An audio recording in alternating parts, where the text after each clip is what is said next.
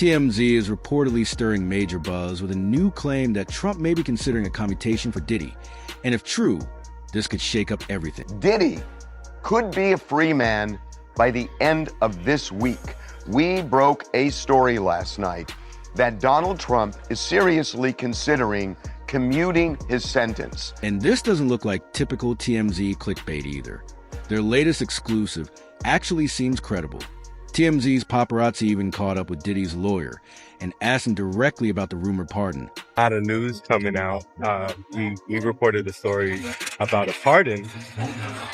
Yes. Yeah. All I'll tell you is I think your story was accurate. I'll leave it at that. Well, I mean, this week some decisions will be made. What's the feeling? I have no idea about timing. All I know is everything that I read in that article looked accurate. Well, look, that's probably some relief to Diddy's team, you know. And I don't know. I think they're moving ahead. I don't think anybody is counting on anything, and right. I think the reporting was accurate. How did you hear he's sparing since sentencing? I don't know. I mean, I hopefully we'll see him soon and find out. I guess lastly, I would ask, what do you think his future looks like? I have the utmost confidence in Sean. I think Sean will make a comeback, the likes of which people are not expecting. So I've watched him. I've known him for a long time. I have the utmost confidence in him. In whatever sphere. I mean, he's done business, the music, he's iconic the in a lot of ways, and I think he'll make a comeback. I'll leave it at that. You don't think that he'll lose some fans, or you think? And part of character is when you fall down, you get back up. Hey, thank you. The moment TMZ dropped the story about Trump possibly stepping in to help Diddy, the internet went into meltdown within minutes. Hashtags like #FreeDiddy and #NoPardonForDiddy were trending everywhere. Fans, critics, and even a few politicians were rushing to figure out whether the report had any truth to it. TMZ sources claimed that Trump was considering commuting Diddy's sentence. Not a full pardon, but potentially cutting his time short before he even set foot in prison. In a prison. Right. He's still at Brooklyn MDC waiting to find out which prison he's going to. But this is something that President Trump is considering. And the fact that he's considering it is causing a bit of an internal war at the White House because not everybody in the administration thinks this is a good idea. So we are told this, and this is coming from somebody high up in the White House. We broke that story, incidentally, that right after the sentencing, his legal team, Diddy's legal team, got in touch with somebody who had the president's ear, and that the president was looking at the paperwork. And the president acknowledged that 2 days later. Yeah, in the Oval Office. 2 days later. Yeah. So we now know that Trump is considering, we're told that he's kind of waffling, he's going back and forth on this, but there are staffers in the White House telling him, don't do it. So we put this story up last night, and the White House immediately came out and said, fake news. The story is fake news, and then they ended up saying the president makes that decision. Well, we also said that our source, the key source, said the exact same thing, that even though some staffers are telling him not to, that decision, ultimately, he will do what he wants to do. That's what he does. I'm confused about what the president's denial By the way, was. just so you know, we absolutely stand by the story. It's Right. 100%, it's 100% It's hard true. to find. I'm confused with what the denial is. What was the claim of fake news? We know that he was considering it. He said in the Oval Office that he was considering it. That he was aware of. And We said as early as this week, there is new development. And there are new developments that some of the staff is telling him don't do it, that he has gone back and forth on it, but that it could happen as early as the end of this week. But he doesn't say... And very clear, not a pardon, a commutation. That was made clear. The difference being a pardon, he's still guilty of the crimes, the commutation just doesn't have to serve the sentence. But we were specifically told commutation, not pardon. But what is he denying? Is he denying that he is considering it? Is he denying that he's vacillating on it? Or is he saying, I'm never going to give this guy a pardon? Well, he's not saying anything. Somebody in the White House, but they're speaking on his behalf. Right. They're not speaking without his consent. They're just saying fake news. That small difference, a commutation instead of a full pardon, might sound like legal technicality, but it changed the entire conversation. It meant Diddy would still be legally guilty, just not serving the sentence. And for many people, especially Cassie, that idea was reportedly unacceptable. Behind the scenes, she was said to be furious, viewing the move as a betrayal of survivors following the case. To her, it wasn't just about Diddy potentially getting out early. It was about the message it sent that justice could be bent when enough power, influence, and celebrity were involved. And once again, it echoed the kind of warnings Jaguar Wright has publicly voiced before. He was trying to buy 3 jurors. You want to know what didn't happen during that federal trial this year? The jury wasn't sequestered. There was nothing but YouTubers all over the place, in that courtroom, outside that courtroom, watching what trains those jurors got on to go home. Do you feel like they did us an injustice by not, and I know it's the feds, but should they have put this trial on court TV or something? Should we have had a visual history of this trial for... It really don't matter. Like, that's the thing, this trial, the sentencing, the verdict, all the hyperbole, all of the pomp and circumstance, all of the this, all of that, it means nothing. It means nothing. This was all done for the public's entertainment. This was all done to get people like me to be quiet. This was all done to give weirdos like Vladimir Lyuski and Torre the ability to constantly challenge and try to check my veracity, my actuality, my truth, and to get the public to not believe whistleblowers like me. That's why this was done. This ain't even about Diddy. It's about the rest of them. Do you know they're still having white parties? And maybe that's what made the rumor hit even harder, because TMZ insisted their report was airtight.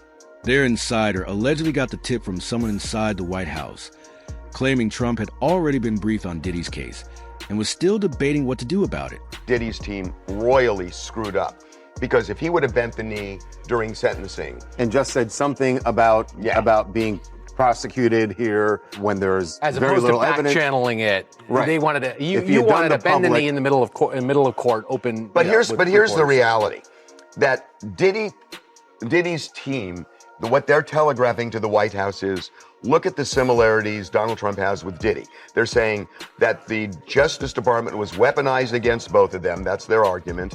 That Maureen Comey, James Comey's daughter, prosecuted him. That he was prosecuted for racketeering, which they're saying was never a thing, and the jury agreed. He was prosecuted for sex trafficking. The jury said no. Right. And the only thing that he got convicted of was the Mann Act, which he never would have been prosecuted if that was the only thing alone that they had prosecuted. So they're saying, look, we're simpatico. We're like you. Overreaching prosecutors, And right? that's how they're trying to reach Trump. What I don't see is what's really in this for Trump to do it, right? And because normally when the president makes these decisions, it's transactional. There's something he feels he's going to get from it. What did he get from George Santos? Well, I was about to say, that's what gives me pause. Because when I think about Diddy at this point, because he didn't publicly bow, then it feels like, well, what's in it for Trump? Yeah. But I would say the same thing about George Santos. What's in it? There's nothing what was in it for Trump. There's I nothing see in it. more yes, in there it. is. I see more in it for Diddy than there is for something in it- Santos. Well, there's a lot in it for Diddy. Right. But there's What's in it for Santos? There's something in it for Trump. Epstein. That right now there is a woman who is not being sworn in by Mike Into Johnson, Congress. who will be the 218th vote to release the Epstein files. That would be a majority. And they are doing everything they can not to swear her in. But it's looming. And if Diddy gets commuted, the sentence gets commuted, that's going to... So at that point, it felt like the story had moved beyond just Diddy and Cassie. Now it involved Trump, the media, and timing. According to TMZ, some insiders believe the talk of a possible commutation wasn't really about justice at all, but about distraction. The rumor broke right as Congress was reportedly just one vote away from releasing the long-awaited Epstein files. Thousands of pages of sealed documents tied to one of the most controversial cases in U.S. history. If those files were made public, they could potentially rattle powerful figures on both sides of the political spectrum. Gets a distraction, maybe for a week and a half. But it's been a series same- of distractions for 10 months. Yeah, no, I got you. I just don't know. I just don't know how much play you get out of that because you get good play. You get good play. And by the way, I think you'd get longer play in commuting Diddy than you did George Santos. Without question. But Yes. but the Epstein files aren't going to come out tomorrow. Even if they swear in the 218th Congresswoman, they're not going to all of a sudden release them en masse the next day. It's going to take some time. I hear what you're saying, and he definitely wants a distraction from Epstein. I got that. They don't have to know what the end game is. Right, They're just right. I'm going to say something that I've gone back and forth to whether I should even say it or not. Ooh.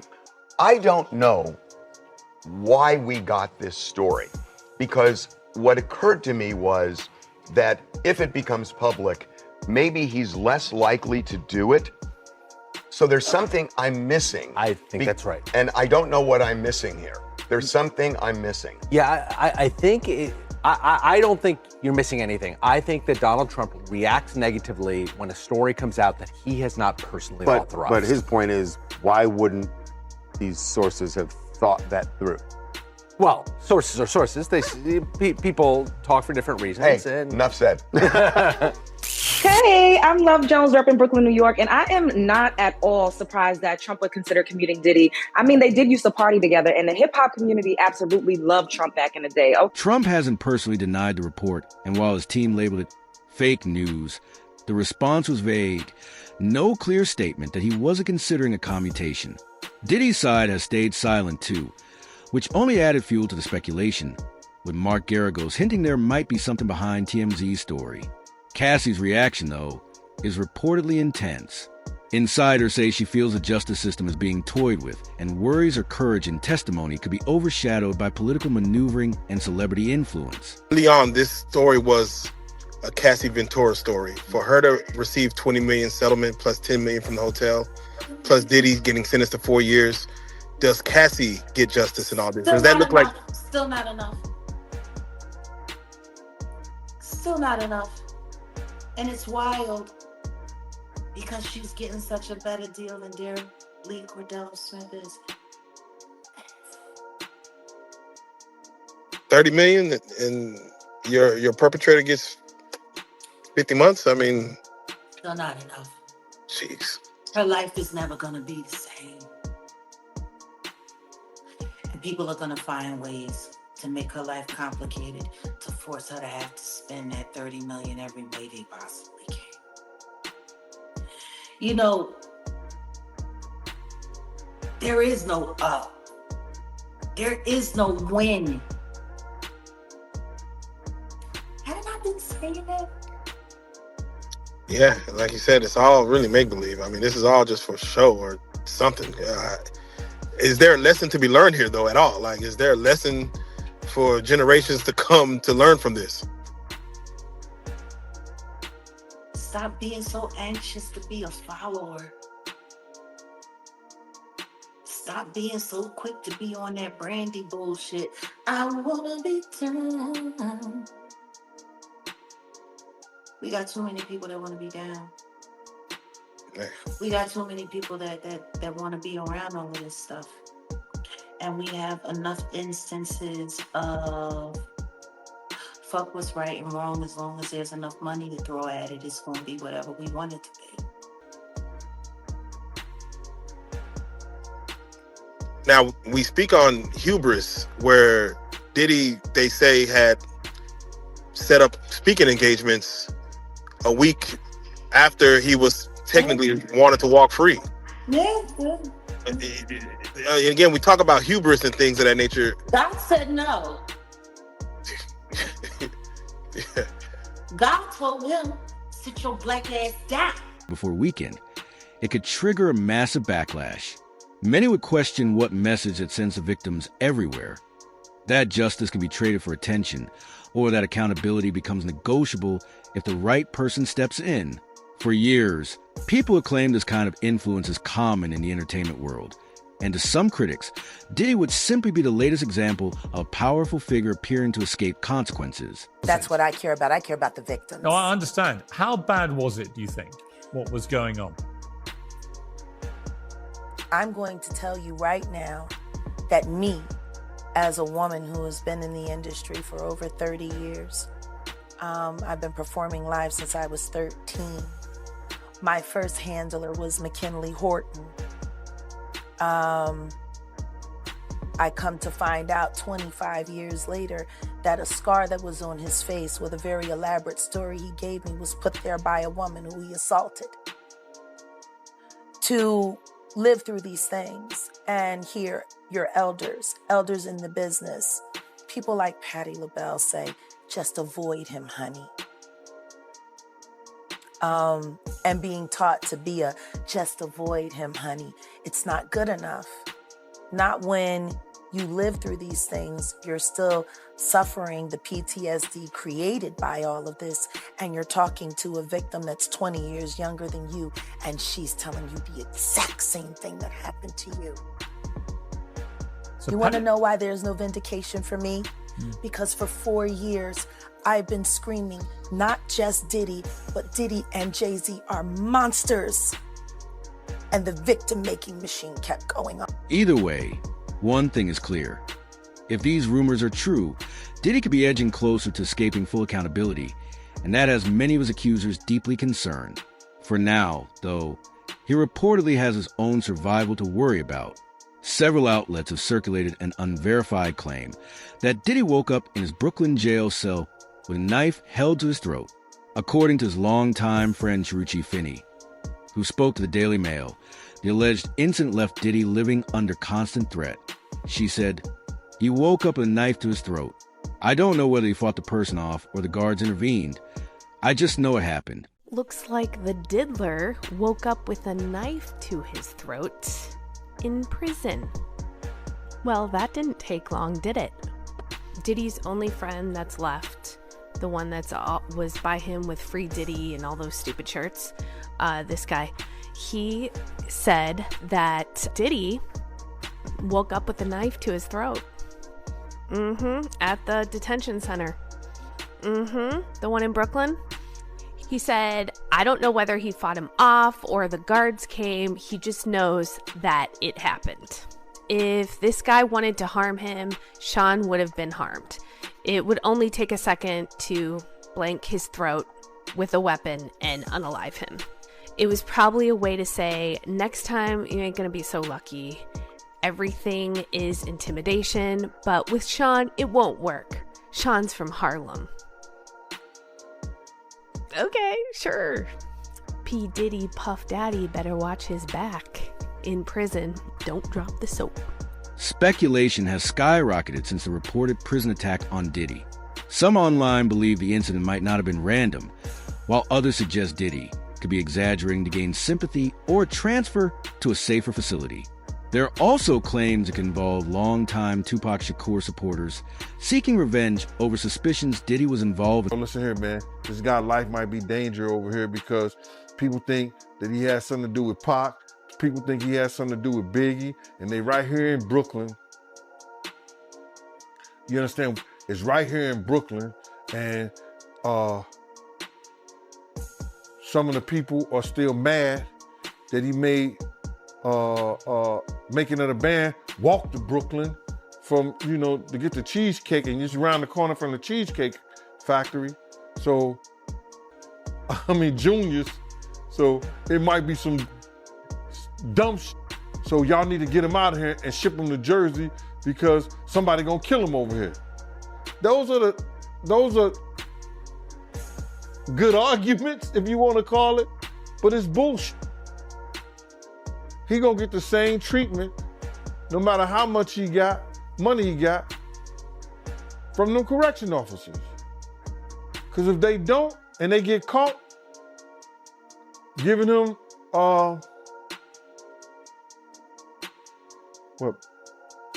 preferential treatment, they gonna lose their job. So you feel like Pac fans will try to do something to him? Pac and Biggie fans. He can have issues with both of them because a lot of people think, because of the statement that Keefe D made, that he did something to Pac. A lot of people know or think that because of Biggie leaving, they finding out that Biggie was leaving Bad Boy, that he may have had something to do with Biggie. The timing is raising eyebrows. As Diddy's legal troubles intensify, a newly surfaced 2025 DA report has revived one of hip-hop's most infamous mysteries, the 1996 killing of Tupac Shakur. The document highlights claims from Dwayne Keith Davis, known as Kadi, who alleges that Diddy once offered $1 million for the deaths of Tupac and Suge Knight. These explosive claims first appeared in confidential police interviews in 2008 and 2009, but are now part of official records connected to Kadi's ongoing legal case.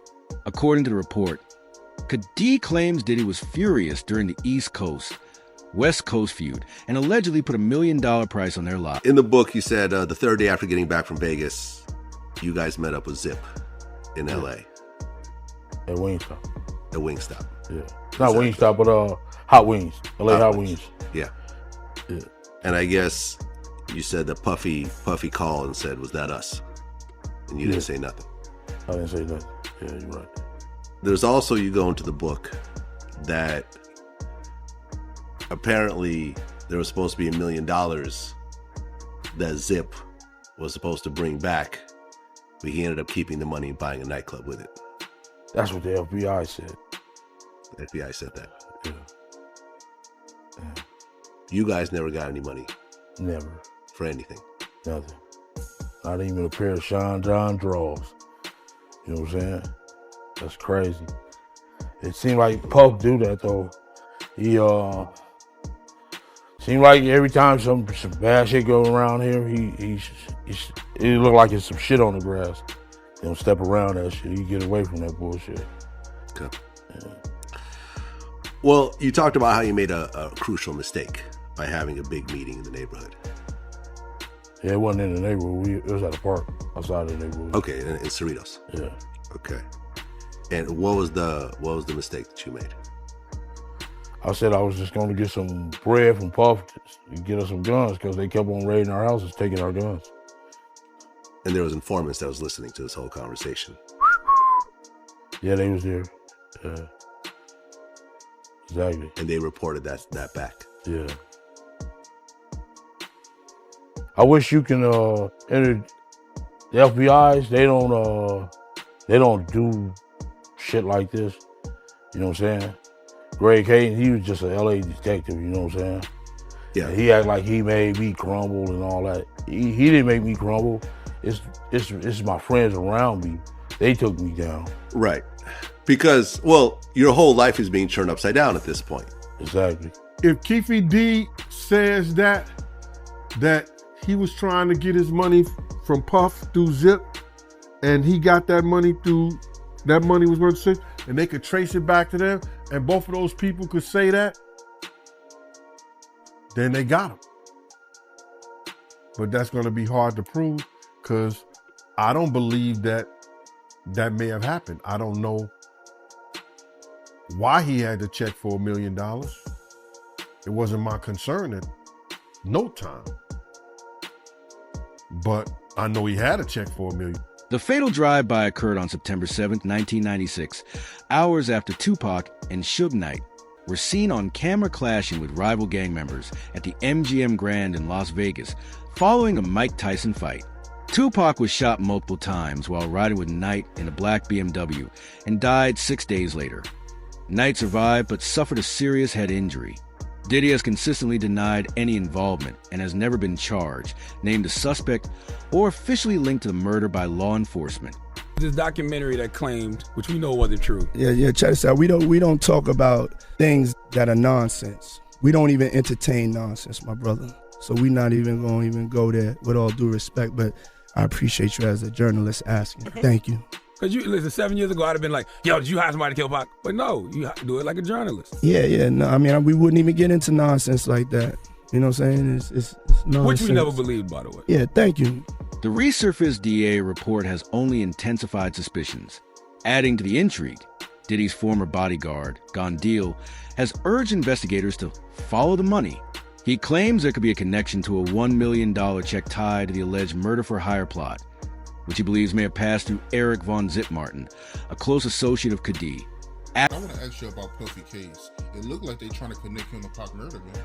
Well, the way the lawsuit and the way the law enforcement's been talking about it is that they believe that there was a check for $1 million that were paid out.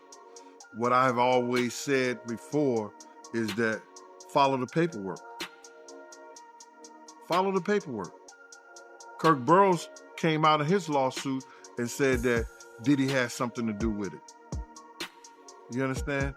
At that time, Kirk knew how to get the money, knew how to put the money into place. So follow the check. Everybody was saying, yo, nobody writes a check for $1 million for this, that, and the third. Well, like I told people a long time ago, the individuals that they try to say that had something to do with it or got paid for it showed us a check for $1 million. I don't know that to be true. I know that that individual told us that he got a check for Black Ground Records for selling a record company that I didn't know he had. I never said he did. So follow the paperwork, if that's true or not. So now if it goes back to that, maybe he did, maybe he didn't. I don't know. And I'm still gonna go with what I said. It's gonna come back, bro. It's gonna come back, bro. If they do, everything is already laid out there. All they have to do is 9 times out of 10, follow the paperwork. Keefy D gonna be free pretty soon. With Coop D's trial set for February 2026, the story comes full circle. Meanwhile, Diddy isn't taking chances. He's filed a notice of appeal over his conviction and 4-year prison sentence. His attorney, Alexandra A. Shapiro, confirmed he will challenge both the conviction and the sentence, arguing the statute used doesn't apply to his case. Whether he succeeds remains to be seen. Do you think Trump will commute his sentence? Share your thoughts in the comments.